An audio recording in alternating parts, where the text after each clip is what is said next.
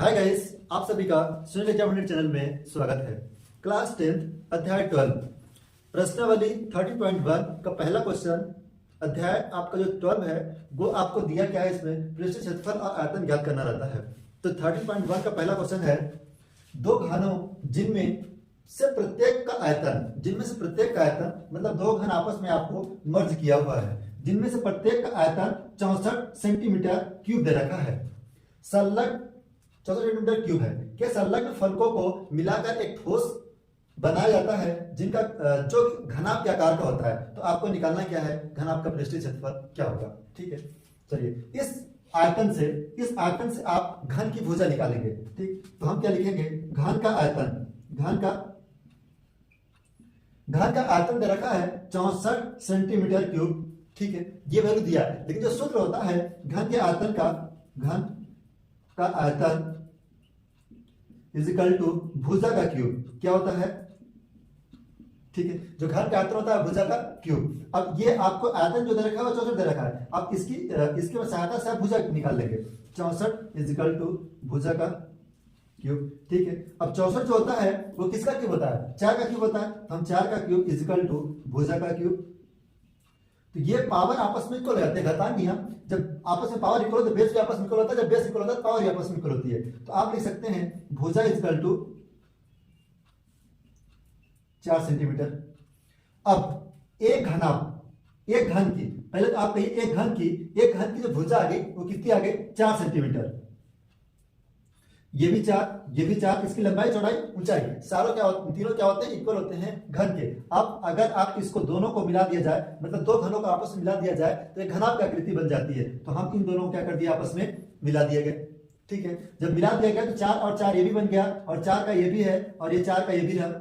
मतलब इसकी ऊंचाई और चौड़ाई दोनों सेम रहेगी, लेकिन लंबाई जो होती है वो क्या होती है, डबल हो जाती है अगर दो घन को आपस में मिलाया जाए और वो घनाभ बना दिया जाए तब। तो आप क्या कहें, अब क्या लिखेंगे आगे, घनाभ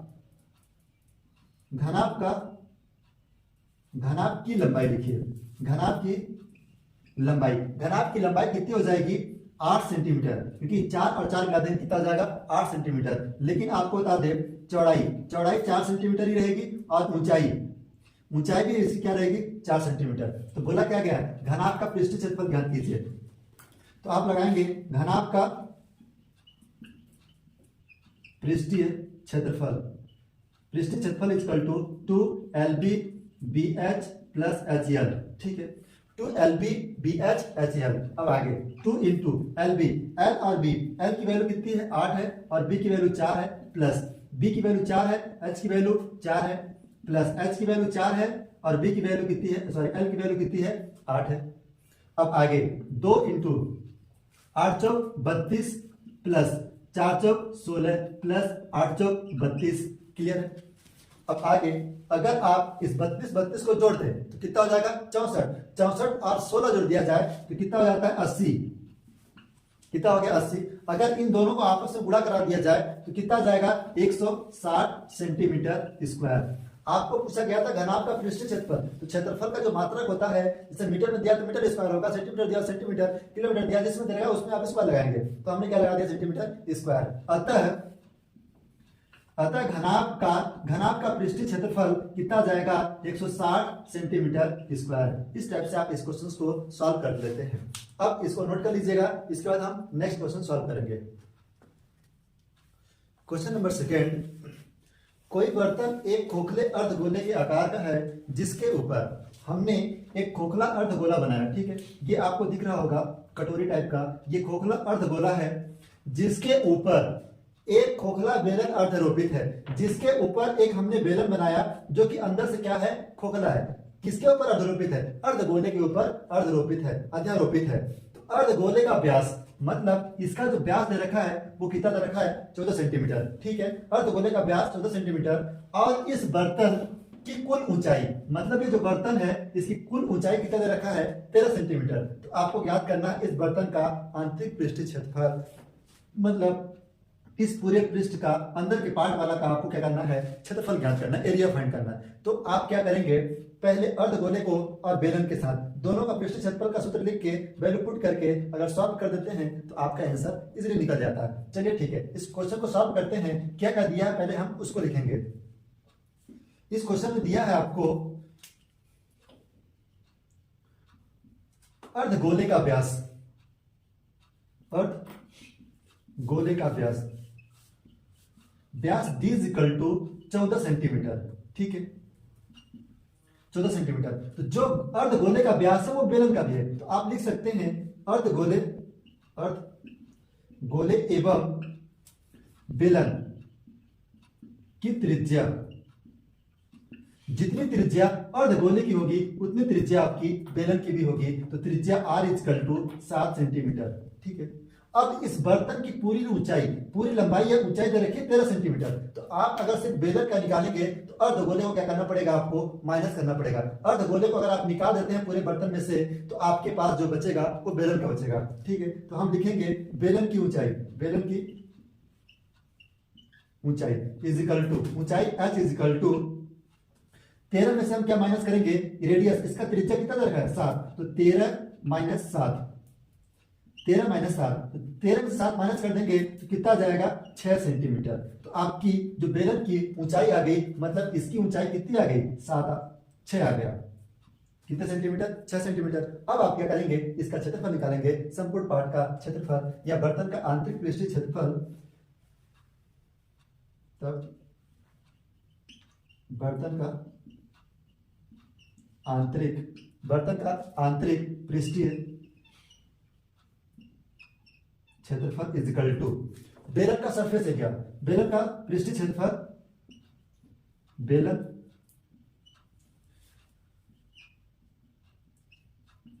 का पृष्ठीय क्षेत्रफल प्लस बेलन का पृष्ठीय क्षेत्रफल प्लस अर्धगोले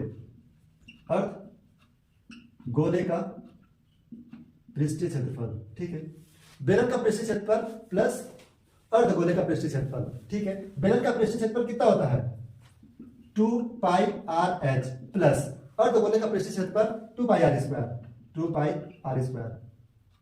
ठीक है, बेलन का पृष्ठीय क्षेत्रफल 2 पाई आर एच होता है और आपको बात करें अर्धगोले का पृष्ठीय क्षेत्रफल 2 पाई आर स्क्वायर होता है। अब इन दोनों में से आप अगर देख पा रहे होंगे 2 पाई आर कॉमन हो रहा है, तो हम इजिली 2 पाई आर दोनों में से कॉमन ले लिए, वैल्यू पुट हम नहीं किए हैं, कॉमन ले लिए हैं। तो बचा क्या, h बचा है और r बचा है, h बचा है और r बचा है, उसको हमने कोष्टक में डाल दिया। अब इसके आगे 2 इंटू, इस क्वेश्चन में कहीं कुछ नहीं बोला है, पाई की वैल्यू आप 1 लीजिए, 1 दशमलव लीजिए, तो सीधे से आप अगर नहीं दिया रहेगा तो आपको 22/7 यूज करना है।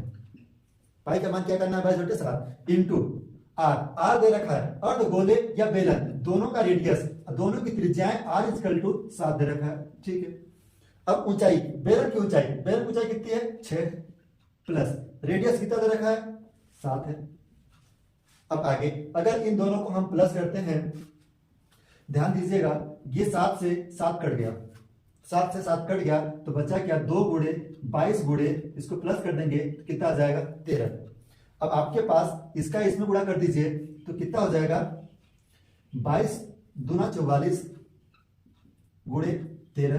अगर इसका इसमें गुणा करते हैं तो 13 चौको 52 की हाथ गया 5, 13 चौको 52, 52 और 5 57, कितना गया 572 सेंटीमीटर। अगर आपका क्षेत्रफल बोला है तो आप क्या लिखेंगे सेंटीमीटर स्क्वायर, 572 सेंटीमीटर स्क्वायर।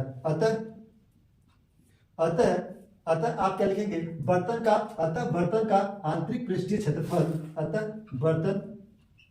बर्तन का आंतरिक पृष्ठीय क्षेत्रफल is equal to 572 centimetre square. इस टाइप से आप इस क्वेश्चन को इजीली नोट कर सकते हैं और इसको समझ सकते हैं। अगर नहीं समझ आया तो फिर मैसेज कीजिएगा आप हमको। अब इसके आगे का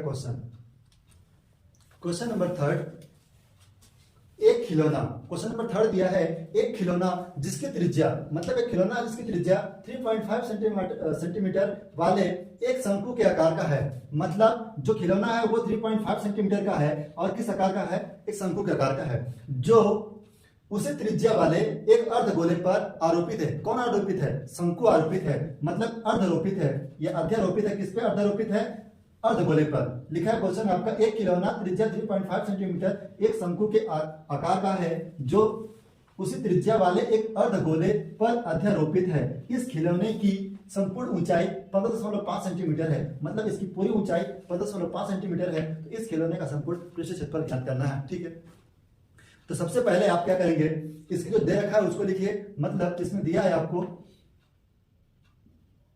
क्या क्या दिया है, आपको दिया है खिलौने का अर्धगोले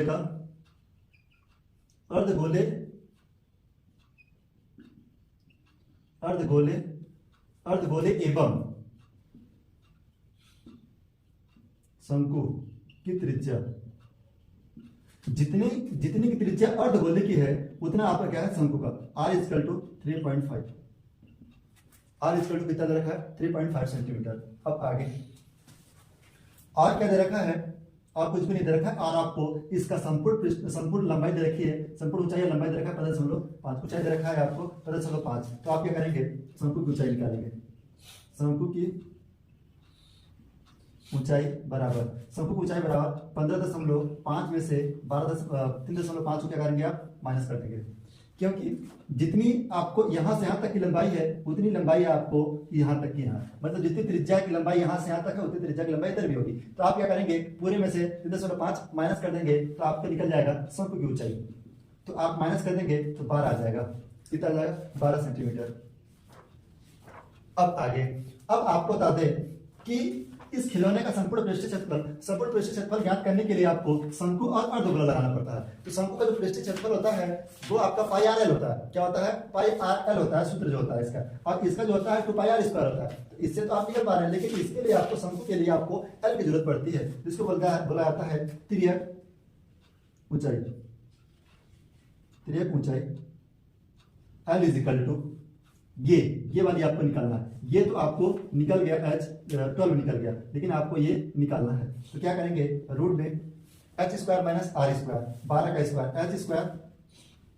h square plus r square. ठीक है, अब क्या करेंगे आप, अगर इसको प्लस कर देते हैं, h का स्क्वायर 144 प्लस 35, 3.5 दे रखा है, 3.5 का स्क्वायर करेंगे आप, 3.5 इंटू 3.5। ठीक है, 5 दूना 10, 3 5 15, 15 और 25 25, 5 15 और 2 17, इसमें वही आएगा। अब इसको प्लस कर दीजिए आप, तो कितना जाएगा, इसमें 3 है, 3 5 15, 3 3 9, 5 7 5 12 हाथ गया 1, और इसको अगर कर देते हैं 10 10 और 11, 112.5, 112.1 और 2, एक संख्या 2 संख्या, तो कितना जाएगा 1200, मिस्टेक हो रहा है क्या कहीं पे, 35 और 35। ठीक है, रिपीट अगेन, 55 25 हाथ गया 2, 5 3 15 2 17, इसका 3 5 15 हाथ गया 1, 3 3 9 9 और 1 10, इसको प्लस करेंगे 1 7 5 12 हाथ गया 1, और इसके बाद 1 और 1 2 और 1, 1225, डबल संख्या के बाद दशमलव लगा दीजिए, 1225। ठीक है, अगर इसको आप प्लस करते हैं, दशमलव की संख्या ऐसे लिख देंगे आप, इसको प्लस करते हैं 6 और इसको प्लस करते हैं तो कितना जाएगा 5 156.25। ठीक है, अब आगे अगर आप इसका स्क्वायर रूट निकालते हैं, क्या निकालते हैं स्क्वायर रूट, तो 12.5 आएगा, कितना आएगा 12.5, 25 होता है इसका, और ये 12 के आसपास 44 है, जो 13 के आसपास है। अगर इसका इसमें गुणा कराते हैं तो वही संख्या आती है। अब आगे तिर्यक लंबाई या तिर्यक ऊंचाई आपके पास तो आ चुकी है, कितना आ गया 12.5। अब आप क्या करेंगे, इसका खिलौने का संपूर्ण पृष्ठीय क्षेत्रफल निकालेंगे। खिलौने का संपूर्ण पृष्ठीय क्षेत्रफल, खिलौने का संपूर्ण पृष्ठीय क्षेत्रफल, खिलौने का संपूर्ण पृष्ठीय क्षेत्रफल इजिकल टू, क्या करेंगे आप, ये आपका शंकु है, शंकु का वक्र पृष्ठीय क्षेत्रफल, शंकु का वक्र पृष्ठीय क्षेत्रफल प्लस क्या हो गया, शंकु का वक्र पृष्ठीय क्षेत्रफल, और ये क्या बना है आपका अर्धगोला। तो क्या लगाएंगे, अर्धगोले का वक्र पृष्ठीय क्षेत्रफल, वक्र पृष्ठीय क्षेत्रफल, ठीक है। शंकु का वक्र पृष्ठीय क्षेत्रफल प्लस अर्धगोले का वक्र पृष्ठीय क्षेत्रफल। आपको बता दें शंकु का पृष्ठीय क्षेत्रफल होता है पाई आर एल प्लस अर्धगोले का पृष्ठीय क्षेत्रफल 2 पाई आर स्क्वायर, ठीक। अब आगे इन दोनों में से वैल्यू पुट कर देते हैं, इसलिए इसका आंसर निकाल लेते हैं। 22/7 गुणे आर की वैल्यू रेडियस 3.5 इंटू एल की value 12.5 plus 2 into 22/7 into radius. R की वैल्यू कितनी दे रखी है 3.5, तो आप लिख सकते हैं इसको 3.5 इंटू 3.5, ठीक है। ये है। अब आप क्या करेंगे, इस पॉइंट को कन्वर्ट करेंगे, वैल्यू क्या करना है, इसका मान निकालना है आपको। तो आप इसको कन्वर्ट करने के लिए इस पॉइंट को उठाएंगे, इसके जीरो लिख देंगे, और इस पॉइंट को उठाएंगे, एक जीरो इसके नीचे लिख दिया जाएगा। इसी प्रकार यहाँ पर भी इस पॉइंट को उठाया, एक जीरो इसके नीचे, इस पॉइंट को उठाया, एक जीरो इसके नीचे। पॉइंट के बाद जितने नंबर हुआ उतने जीरो हमने नीचे इंक्लूड कर दिया। अब आगे इसको इससे काट देंगे, तो 7 बचे 35, 5 बार कट गया। अब इसके आगे 5 दूना 10, इसको काट दीजिए 11 बार में, और कुछ कट रहा है ऐसा, इसलिए कुछ भी नहीं कट रहा है, इसको काट दीजिए। 7 बचे 35, 5 दूना 10, 2 से 2 कट गया। अब आपके पास क्या क्या बचा है ये लिखते हैं हम। आपको बता दें कि इधर हम लिख लेते हैं, इसको आपने नोट कर लिया होगा, नोट कर लीजिएगा। इस चीज को हम रफ कर रहे हैं, ठीक है, ये रफ कर दिए। अब आगे ये लिखा है आपके पास 11 बचा है और 125, 11 इंटू 125 बटे 10 प्लस और कुछ बची है क्या संख्या, और कुछ भी नहीं बचा है। अब इधर क्या बचा है, 22 बचा है और 35 बचा है, 22 गुणे 35 बटे 10, ठीक है। अब आगे इसका इसमें गुणा कराएंगे आप, तो 11 पचे 55, 11 पचे 55, 11 दूना क्या होता है 22, 22 और 5 27, इस साथ हाथ गया 2, 11 का नाम 11, 11 और 2 जोड़ते हैं कितना हो जाएगा, 11 और 2 13, इसके बाद 0 प्लस, ठीक है। अब आगे इसका इसमें गुणा कर देते हैं हम 22 का, तो 22 पंचे 100, 22 पंचे 110, 11 कहाँ से गया, 22 दिए 66, 22 दिए 66 और 1 67, 67 10 77 बटे 10, एक जीरो से एक जीरो कट गया। इधर से आप क्या करेंगे, पॉइंट लगा देंगे एक नंबर के बाद, +77, ठीक है। अब आगे इस वैल्यू को हम प्लस करेंगे, क्या करेंगे, प्लस करेंगे, तो पॉइंट का जो नंबर है ऐसे लिख देंगे क्योंकि पॉइंट के बाद इसमें कोई नंबर नहीं है। अगर इसको हम प्लस करेंगे तो 7 गुना क्या होता है 14 होता है। अब आगे इसको प्लस करेंगे, 7 और 3 10 होता है, और 1 था वो 10 और 1 11, हाथ गया 1, फिर इसके बाद 1 और 1 2।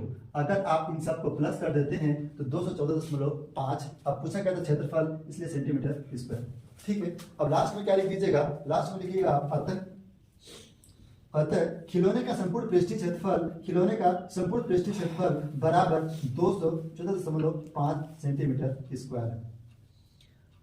उम्मीद करते हैं सारा चीज आपको कॉन्सेप्ट क्लियर आ गया होगा। एक बार और समझ लीजिएगा, ये आपको खिलौना दे रखा था जिसपे अर्धगोला दे रखा है और उसके ऊपर क्या है, शंकु अर्धरोपित है, मतलब उसके ऊपर रखा हुआ है। तो आपने इसका पृष्ठीय क्षेत्रफल और इसका पृष्ठीय क्षेत्रफल लगा दिया, इस टाइप से पृष्ठीय क्षेत्रफल दोनों को लगा दिया गया, वैल्यू पुट किया गया, इसके बाद आंसर निकाला गया है। ध्यान दीजिएगा, दशमलव हटाए हैं 1 जीरो बढ़ाए, दशमलव हटाए 1 जीरो बढ़ाए, दशमलव हटाए 1 जीरो बढ़ाए, दशमलव हटाए 1 जीरो। यहाँ डबल 3.5 डबल बार क्यों लिखे हैं, इसलिए लिखे हैं क्योंकि इसका स्क्वायर, इसलिए उसी बार को हम क्या लिखे हैं, डबल बार। उम्मीद करते हैं सारा चीज आपको समझ में आ गया होगा।